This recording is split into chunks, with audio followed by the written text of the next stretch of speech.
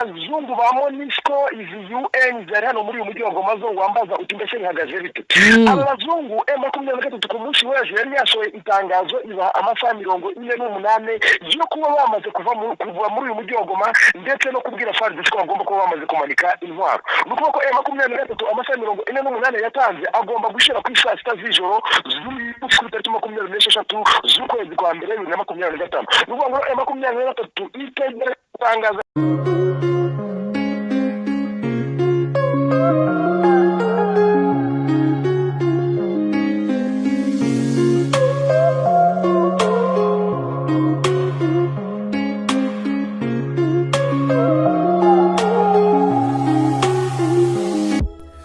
kanongere mwikaze ukunda gukurikirana ibiganiro bya Kora TV show. Nizere ko mumeze neza rero nk'ibisanzwe n'umugwanyu Krista gitangazamakuru cya mbere kiracyari Kora TV show. Uyu munsi rero n'andi makuru mbazaniye na makuru akomeje kubica bigaceka cyane cyane hari mu mujyi wa Goma. Byagenze gute? Ni ku munsi w'ejo hashize ku cyumweru ubwo M23 yigaruriye ikibuga cy'indege cy'umujyi wa Goma.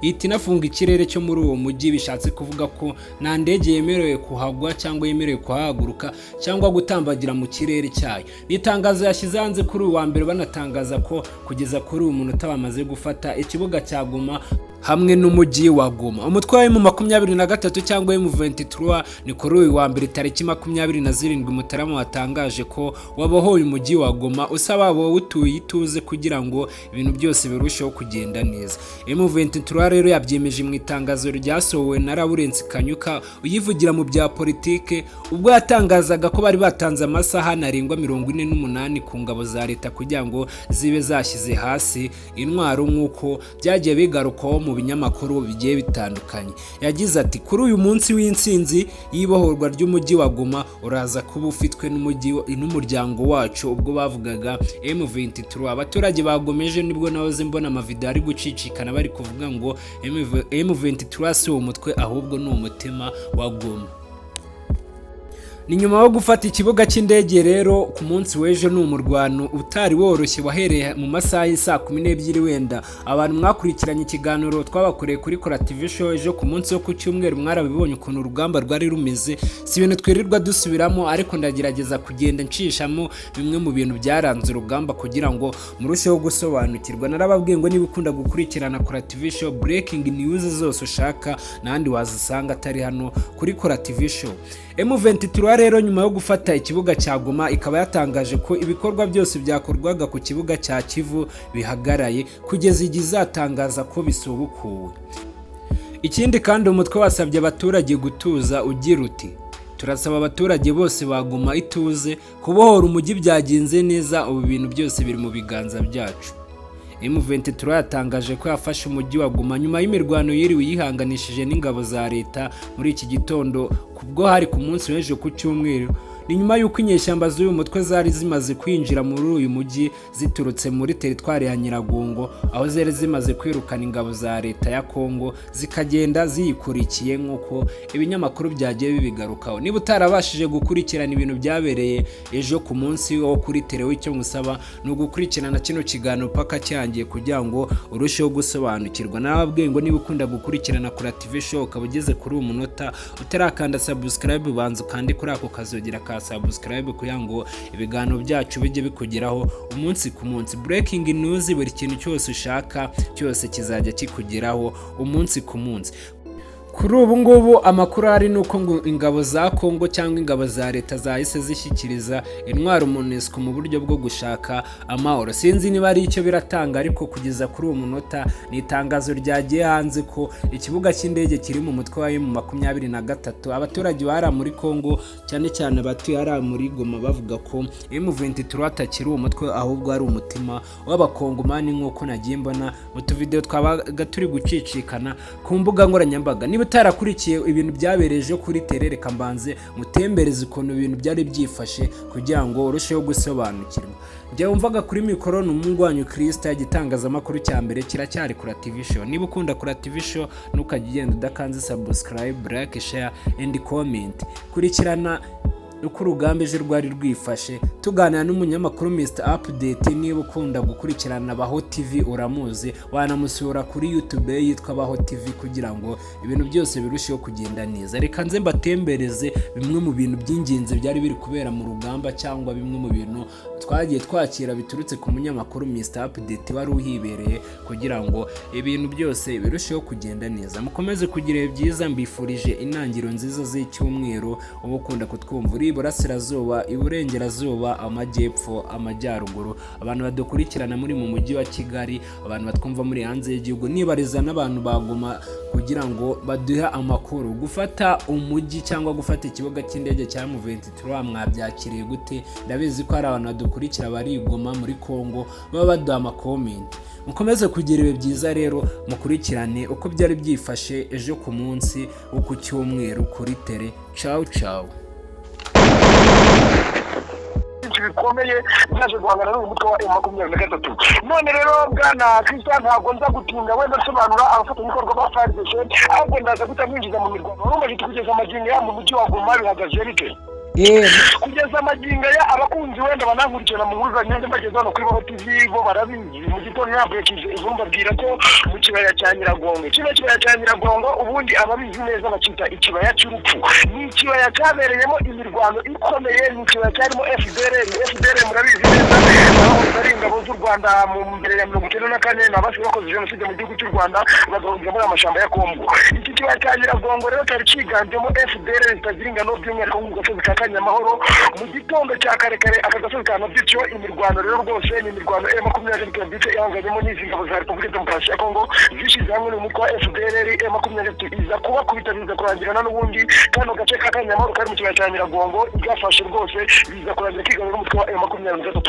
Nyuma y'uko M23 yari imaze gufata kano gace rwose ntabwo yigeze izuyaza yose ikomezana n'ubundi rwose iravansinga igenda ifata utundi duce dutandukanye. Murabizi neza ko abakurikirana iyi mirwano cyangwa se rwose abazi ibice byari uburasirazuba bwa Kongo barabizi ko Kibumba kugeza amagingana n'ubundi hari mu kibaya cya Nyiragongo, ndetse iyi Kibumba nayo iri mu mutwe w'umutwe wa M23, ndetse kugeza amagingo ya amakuru ahari kandi agezweho yizewe nuko M23 noneho rwose yakomeje kwavansinga ndetse ikaba igeze mu mujyi wa Goma. Iyo mubwiye ngo M23 igeze mu mujyi wa Goma muri amasaha y'umugoroba rero ni naho mwana ushaka kubona kumva narasaba abakunzi ba TV show sinzi iyi nkuru yamaze kuyumva, ariko iyi nkuru ni impamo. Ikibuga cy'indege cya Goma cyamaze kuba tombe ni ururimi rw'igiswahili cyinshi cyane bavuze ngo ni ugufatwa cyangwa se kwigarurirwa. Rero ikibuga cy'indege cya Goma cyamaze gufatwa n'umutwe wa M23. Iyi nkuru yatangiye gucaracara ku isaha y'isaa 7 z'igihugu cy'u Rwanda, ariko none mu mirwano ikomeye na n'ubundi yari yabereye mu burasirazuba bwa Kongo by'umwihariko na n'ubundi imirwano yasatiriye uyu mujyi wa Goma iturutse hano muri kino kibaya cya Nyiragongo, nyuma y'uko umutwe wa M23 umaze kukigarurira. Bwana Christian, ntabwo wenda nza kuza gutinda, ahubwo yitabiza amakuru akomeje kugenda avuga muri uyu mujyi wa Goma nuko ku kigero cya 90% uyu Goma wamaze kwigarurwa n'umutwe wa M23 cyangwa se abarwanyi b'umutwe wa M23. Mr Update naguciye mu ijambo cyangwa rero nyuma y'uko wenda abo barwanyi bari bamaze kwinjira hano muri uyu mujyi wa Goma kugeza amagingo ya ikigo cya Goma. Iyo ukiro werekeza mu mujyi wa Goma rwagati, ubwo nukuvuga mu mujyi w'ubucuruzi, hamwe hari isoko, hamwe habera ibintu byo kugurisha imyenda, ibiribwa bitandukanye muri uyu mujyi wa Goma, ubwo kibuga cy'indege cya Goma na n'ubundi ukora urugendo rungana n'ibirometero 2. Rero abaturage bo mu mujyi wa Goma bari bahawe amatangazo ababuza kuba basohoka mu mazu yabo. Abaturage bari mu mazu, uretse ko noneho wazarendo zahise zitangira gukora urugomo, zikajya zijya mu bipangu mu mazu y'abantu, uwo zishanzemo zikamwica, abandi zikabiba. Ariko noneho umujyi wa Goma wo kugeza amagingo aravuga ko ubuzima bumeze nabi cyane byo ku rwego rwo hejuru, ariko ikibuga cy'indege cyo cyamaze gufatwa n'umutwe wa M23. Bamwe bati ku ruhande rwa FARDC batanze itangazo bagaragaza ko nta ndege yemerewe kugwa kuri kino kibuga cy'indege cya Goma. Kino kibuga cy'indege cya Goma rero ubwo FARDC batangaza ko riratangazo nuko ibiro bibamo radar zikontorora indege cyangwa se bitanga uburenganzira ku ndege iba igiye kuri kino kibuga cy'indege cya Goma na n'ubundi. Ibi biro byari bimaze gufatwa n'umutwe wa M23, ni ibiro byafashwe mu buryo buri politike ndetse n'uburyo bwa gisirikare byose icyarimwe. Ubona ko izi radar zikontorora izi ndege zo ku kibuga cy'indege cya Goma zimara gufatwa n'ibiri umutwe wa M23. Kubera ngo FARDC basohora itangazo bagaragaza ko nta ndege yemerewe ku kibuga cy'indege cya Goma. Imirwano yakomeje rero ikomeza kugenda ishakira ikibuga cy'indege cya Goma, ndetse kugeza amagingo ya amakuru ahari kandi agezweho yizewe nuko ikibuga cy'indege cya Goma cyo cyamaze kugarurwa n'umutwe wa M23. Uyu hari akandi gace na n'undi karaba muri uyu mujyi wa Goma kitwa Mugunga na n'ubundi ahantu hari inkambi ya Mugunga yabagamo impunzi bitandukanye, ni impunzi nyinshi cyane, ariko rero zagiye ziva mu byabo, zimwe zagiye ziva za Bweramana, izindi zigenda ziva za Minova, ndetse bino bice byose byagiye biberamo intambara ikomeye cyane, ndetse by'umwihariko muri bino bice n'ubundi bikikije uyu mujyi wa Goma. Zari zarahungiye rero hano muri Mugunga, harimo inkambi rwose yabagamo impunzi, ariko iyi Mugunga amaginga ya ni mwoto. Drone yanjye nanjye hari umuhungu wanjye mfite uba uri mu bice urabizi, ntabwo Kongo umuntu ko yayibyimba ari umwe, nanjye rero mfite ambwira ati mwaboneka ku front line bahagaze bite. Amakuru agezweho nuko iyi Mugunga hari abasigaye bafashwe bagerageje ngo nuko ari 23, ariko nabyo byanze biba ibyusa kubera ko 23 yari ifite ramporo nyinshi zitandukanye zavaga mu bice bitandukanye, bari bahuye n'urufaya rw'amasasu ndetse byatumye no kuba bayikitira uyu mujyi wa Goma bibagora bishobora kuza kurana amasaha make rwose. Numvise ko noneho umujyi wa Goma bidasubirwaho nyuma y'ikibuga cy'indege cya Goma cyamaze gufatwa mu mutwe wa M23 wose wamaze kwigarurwa n'uyu mutwe wa M23. Mr. Update uri kutwumva? Reka kukubwira iyi nkuru nayo muri umujyi wa Goma kubera ko nayo irakomeye. Aba bazungu ba MONUSCO, izi UN zari hano muri uyu mujyi wa Goma zo wambaza uti mbese ihagaze bite. Aba bazungu M23 ku munsi w'ejo yari yasohoye itangazo iba amasaha 48 yo kuba bamaze kuva muri uyu mujyi wa Goma, ndetse no kubwira FARDC ko bagomba kuba bamaze kumanika intwaro. Nuko ko M23 amasaha 48 yatanze agomba gushira ku saa 6 z'ijoro zuri ku tariki 26 z'ukwezi kwa mbere 2025. Nuko ngo M23 itangazo ry'uko yafashe uyu mujyi wa Goma nyuma y'amasaha 48 yatanze. Niyo mpamvu umuntu yigeze mubona ko M23 batangaza ko umujyi wa Goma wamaze kuwufata, ariko mu by'ukuri bidasubirwaho. Uyu mujyi wa Goma nabwo ku kigero cya 90 uri mu mutwe wa y'umutwe wa M23. Murabizi abazungu bigize bamata ibihugu by'umwihariko aba UN ikomeza kugenda ireba ubwicanyi, ikareba intambara by'umwihariko zino zanageze zibera mu burasirazuba bwa Kongo. Aba bagabo navuga ko ibyabo bikomeje kugenda biba agaterera nzamba mu gihe ku cyicaro gikuru cy'umuryango wa UN muri Leta Zunze Ubumwe za Amerika bakibona ko umutwe wa M23 winjiye mu mujyi wa Goma muri amasaha y'umugoroba,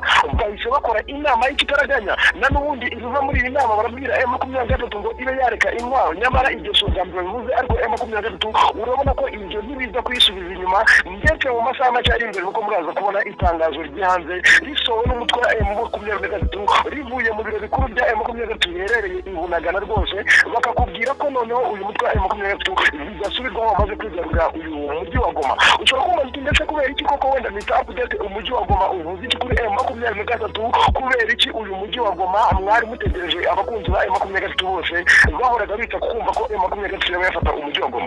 N'umwana w'uruhinja iyo umubajije akubwira ko kuri M23 gufata umujyi wa Goma ari ibintu byari bigoye. Ntabwo uwo makuru ufata umujyi wa Goma kuri M23 yakubwiye wenda ko ari ibintu byari bigoye, ntabwo akubesha icyakora n'ubundi M23 intambara zose barwo zari zo kwirwanya kuko ahanini babaga bagabwe ibitero n'igisirikare cya Repubulika Iharanira Demokarasi ya Kongo. Intambara M23 irarwana niyo bafata uyu mujyi wa Goma, ntabwo nakwitira bamubwiye wenda ho gatoya, ntabwo ari intambara izarangira kubera ko ni intambara n'ubundi yo kubona izarangizwa no kubona ubwicanyi bukorerwa ubwoko bw'abatutsi, abanyamurenge n'abandi bavuga Ikinyarwanda buramutse buhagaritswe, cyangwa se ubwicanyi bukorerwa buramutse buhagaritswe ukuba bwakorwa n'ubundi na leta ya Kinshasa iyobowe n'uyu Felix Antoine Tshisekedi Tshilombo. Uyu Felix Antoine Tshisekedi Tshilombo urugamba rwakomeje kugenda rumubera ingorabahizi, kubera ko wenda nk'iyi nama nubwo iyi nama iri kubera imyaka kano kugeza amagingo yabaricaye rwose, urabona ko uyu Bintou Keita niyo uyobora umuryango wa UN. Bintou Keita sinzi wenda kanze kureba, ariko ndumva ari Ketia izira rimwe ko kani Ketia Bintou Keita uyoboye iyi nama.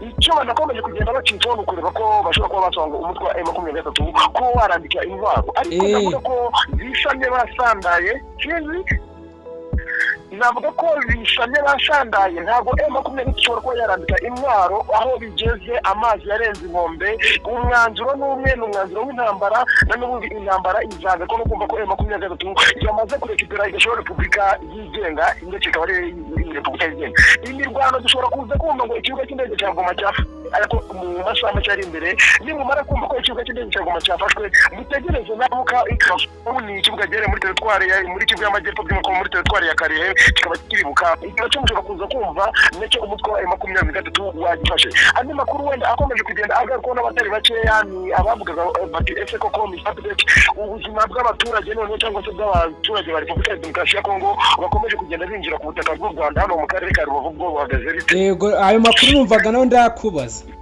ni ukuvuga wenda iyo nkuru shineri buve hano nanone ntayikubwiye kubera ko imirwano yatangira no mu kibaya cya Nyiragongo. Abazi ko kibaya cya Nyiragongo rero hari umurenge wa Bushashamana ukora neza ku mbibi zihana aho u Rwanda na Kongo. Ni ukuvuga ngo iri mu murenge wa Bushashamana uri mu Rwanda, ariko nanone iyo ugeze mu murenge wa Bushashamana urangiriye nko hirya umugeze ku butaka bwa Repubulika Iharanira Demokarasi ya Kongo. Kindi icyo kibuga cyumva ni kikubwira ko n'ubundi umuturanyi yagize ibyago nawe wagize ibyago. Ni bya bintu bavuga ngo inzu y'umuturanyi yo ihiye wihutira kujya kuzinya kubera ko n'iyawe iba ishobora gusha. Ni n'ubwo rwego rero mu mirwano n'ubundi kubera ko M23 iraturukaga kwa runo ruhande rusa nkaho rusatira u Rwanda, FARDC n'undi baturuka imbere yayo. M23 barashagaho FARDC hari ibisasu bashobora kuba weje bikekwa ko ushobora kuba byaguye ku butaka bw'u Rwanda. Icyakora igisirikare cy'u Rwanda RDF nacyo kirabitangazaho ndetse n'abitangazo turabona. Icyakora amakuru ahari kandi yizewe rwose mu mafoto mfite drone yanjye yamaze kuma nuko byagaragaye ko ibisasu byaguye ku butaka bw'u Rwanda. Icyakora nta muturage n'umwe nigeze mbona bagaragaza ko byahitanye ku ruhande rwanjye. Ayo niyo makuru nabashije kubona.